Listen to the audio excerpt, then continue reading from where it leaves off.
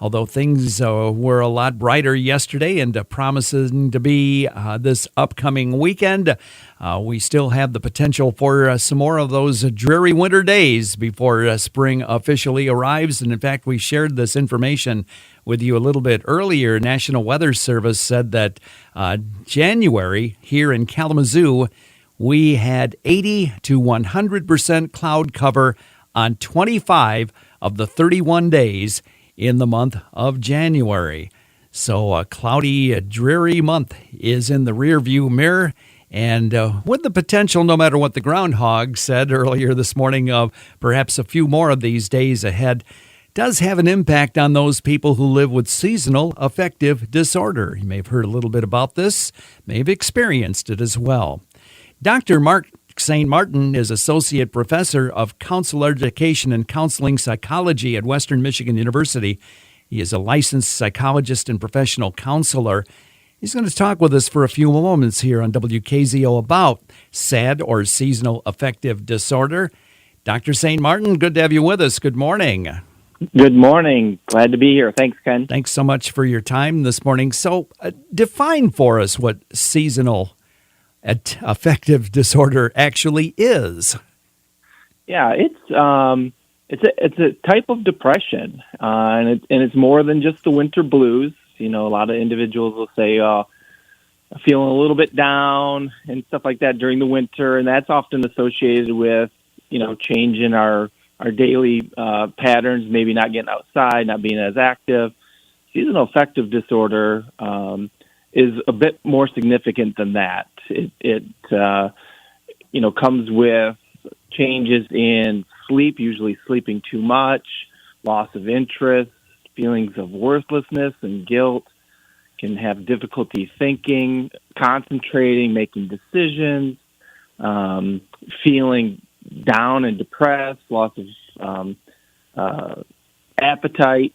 On the converse side, you could also have an increase in appetite, especially around carbs, and find weight gain. So really significant changes that an individual suffers that, as the name suggests, comes along with the changing of the season. Even thoughts of suicide or death can be associated with seasonal affective disorder. So again, much more significant than the winter blues that we sometimes hear about. So this is really an honest-to-goodness medical condition we're talking about here. Absolutely, and one that really, if you're suffering from those symptoms and you're feeling, this again, significant change in life, really need to contact a health professional to get some help. And there's lots of help to be had too. Talking about seasonal affective disorder during this cloudy winter we've endured with Dr. Mark St. Martin from Western Michigan University. Why does this, or do we know why this affects some people and not everybody? The research is still trying to figure everything out. Seasonal affective disorder affects about 5% of Americans. And the further away from the equator you get, the more individuals it affects. So, there's a clear link between the amount of sunlight that we're getting, or not getting, I should say, and the amount of seasonal affective disorder that's being seen by providers and stuff like that. So women tend to also get it more than men. So those are the things that we know. And some of the research is pointing to increase in melatonin, which is associated with sleep, so as well as a lack of serotonin. So those are the things that we know at this point. Do things that happen in your life, tough times at work, or maybe tragedies in your life, did that kind of multiply the factor of seasonal affective disorder for those who are afflicted with it?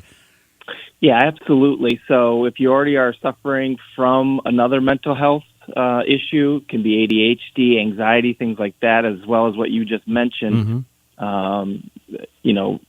events that are happening in our life certainly can compound the problems associated with seasonal affective disorder.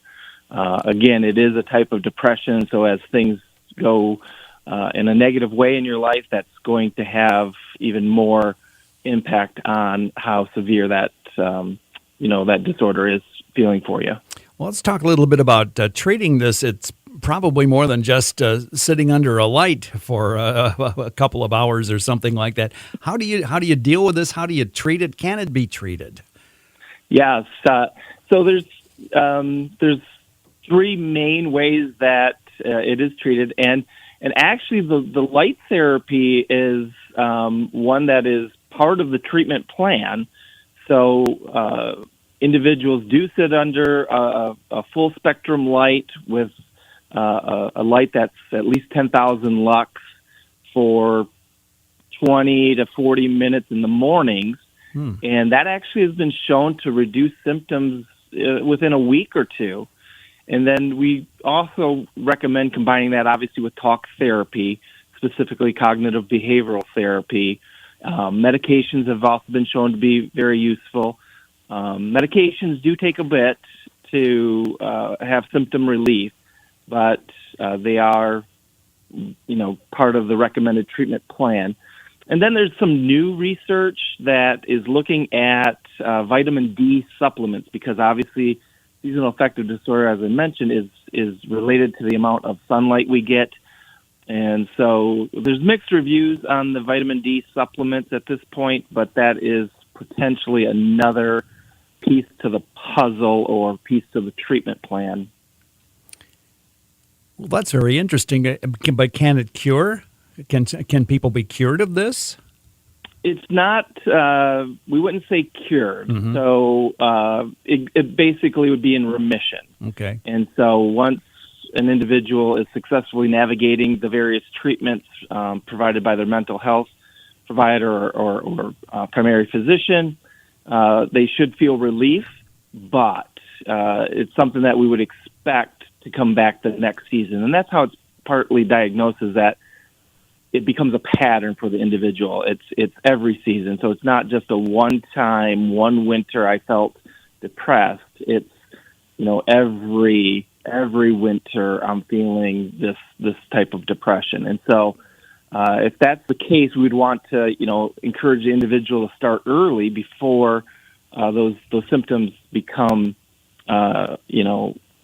too difficult or start to impact their life. And so once it's diagnosed, there is a lot of good things that can happen in the fall. So we would want to start some of those treatments in the fall, and that should really help the individual to reduce the symptoms. So maybe if you couldn't eliminate it completely from your life, at least it can be manageable then. Absolutely. Talking about seasonal affective disorder as we come off one of our cloudiest, dreariest months we've ever had in the month of January. Our guest, Dr. Mark St. Martin, Associate Professor of Counselor Education and Counseling Psychology at Western Michigan University. Very interesting topic. I appreciate what you shared with us this morning. Thanks for your time. Absolutely. Thank you for having me.